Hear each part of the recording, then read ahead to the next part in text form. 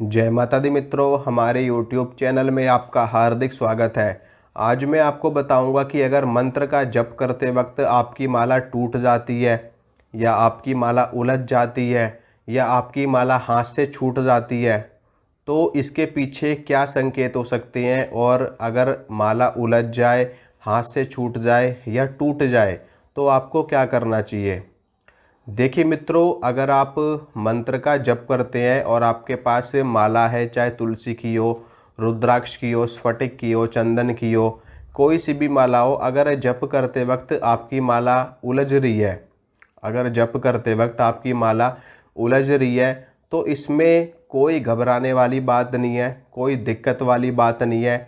मंत्र का जप करते वक्त माला कई बार उलझ जाती है, वो इस वजह से क्योंकि जब हम एक माला पूरी कर लेते हैं तो हम माला को पलटते हैं, माला को वापस से घुमा लेते हैं, उसको पलट लेते हैं। तो पलटते वक्त माला में एक घुमाव आता है। उस घुमाव के कारण जब हम मंत्र का जप शुरू करते हैं तो जा कर के मंत्र का जप करते वक्त वो माला एक जगह पर जा कर के उसमें गांठ लग जाती है, वो माला उलझ जाती है। तो ऐसा कोई दिक्कत वाली बात नहीं है, ऐसा हमेशा नहीं होता है, ऐसा कभी कभार होता है। जब माला में ज़्यादा से ज़्यादा अंटे लग जाते हैं, ज़्यादा से ज़्यादा माला उलझने लगती है बार बार, या पहले से ही, या फिर आप अपनी माला को बिना सुलझाए मंत्र का जप करते हैं, ठीक है। जैसे कि मान लीजिए आप रोज़ की 11 माला कर रहे हो, आपने 11 माला करी अपने मंत्र की और आपने माला को बिना सुलझाए, चलो मान लो बिना सुलझाए आपने माला को यूं ही रख दिया, उसके बाद में अगले दिन फिर आप माला लेकर के जप करने लगते हो, सीधा सीधा आपने मंत्र का जप शुरू कर दिया, आपने माला को सुलझाया नहीं, तो आपकी माला निश्चित रूप से उलझेगी ही उलझेगी, क्योंकि वो पहले से ही उलझी पड़ी है। और आप जप करोगे तो आपको जप के दौरान में माला में गांठ लग जाएगी, माला उलझ जाएगी। तो जब भी आप मंत्र का जाप करो तो अपनी माला को सुलझा करके, अपनी माला को स्ट्रेट करके, अपनी माला को सुलझा लो अच्छे से। फिर उसके बाद में आप गौमुखी में डाल करके या फिर कपड़े से ढक करके अपनी माला से जप कर सकते हो। अब बात आती है दूसरी कि माला अगर छूट जाए हाथ से तो क्या करना चाहिए, या इसके पीछे क्या संकेत हो सकता है। देखिए, इसके पीछे कोई संकेत वाली बात नहीं है। अगर मंत्र का जप करते वक्त आपकी माला आपके हाथ से छूट जाती है तो इसमें हो सकता है कि आपकी गलती से माला छूट गई हो, या फिर हम कई बार ध्यान की गहराइयों में चले जाते हैं, ध्यान की गहरी अवस्था में चले जाते हैं, तो वहाँ पर जाने के बाद में हमारा शरीर सुन्न होना शुरू हो जाता है, हमारे शरीर की जो चेतना है वो धीरे धीरे ख़त्म होने लगती है। तो ऐसे में कई बार क्या होता है कि माला से हमारा ध्यान हट जाता है, माला से ध्यान हमारा हट जाता है और हमारा ध्यान अंदर अपने अंदर में ध्यान चला जाता है, ध्यान हमारा गहरा हो जाता है, डीपली मेडिटेशन में हम चले जाते हैं। तो ऐसे में माला से ध्यान हट जाता है और माला कई बार हाथ से छूट जाती है। तो इसमें कोई दिक्कत वाली बात नहीं है। अगर माला आपकी छूट जाती है या माला आपकी उलझ जाती है तो अपनी माला को सुलझा करके, लेकिन हाँ, अगर आपकी माला बीच में छूटती है, जैसे कि आप 5वीं माला पे हो और 5वीं माला आपकी आधी हो चुकी है और उसमें आपकी माला उलझ गई या आपकी माला हाथ से छूट गई, तो आपको वो 5वीं माला फिर से करनी पड़ेगी, ठीक है। वहाँ पर आपको ये चीज़ करनी ही पड़ेगी, इसको करने के सिवाय कोई और ऑप्शन नहीं है आपके पास। अगर उलझ जाए तब भी आपको अपनी माला को सुलझा करके 5वीं माला आपको दोबारा से करनी है, छूट जाए तब भी आपको 5वीं माला दोबारा से करनी है।